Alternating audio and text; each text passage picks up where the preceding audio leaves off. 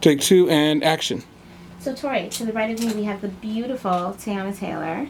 As I understand it, you're coming out with your own clothing line. Yes. So can you get into for me how you and Tori hooked up to create what your line is going to be? Well, Tori's actually been making my clothes since I was like 6. So it's, I've kind of like always grown up in the fashion world. My mom was getting me custom stuff.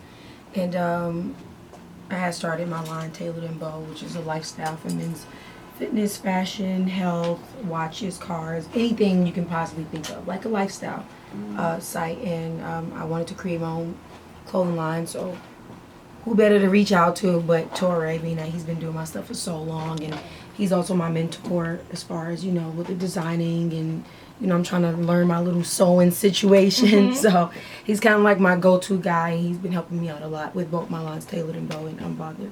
Okay. Let me ask you about Tailored in Bow. What made you decide to start off with a menswear line instead of women's wear, as you always do? Well, first when I started Tailored in Bow, it was more about, like I said, it being a lifestyle, it being like kind of like a one-stop shop. Like we wanted to like build a brand, marketing, you know what I'm saying, consulting, styling here and there. But when we started doing the photo shoots, it turned more into like a magazine lifestyle, to where the athletes was like, oh, can I get a cover of Tailored in Bow? So it was pretty dope. And then as we were dressing them and styling them, I'm just like, I can make this stuff myself. You know what I'm saying? I had so many ideas, even with just the stuff that I was pulling.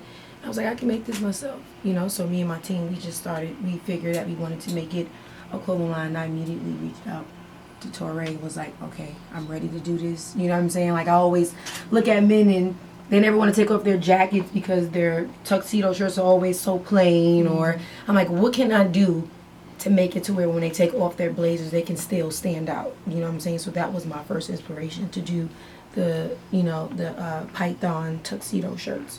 You know what I'm saying? How to look dapper even when you take off your blazer. So that was the main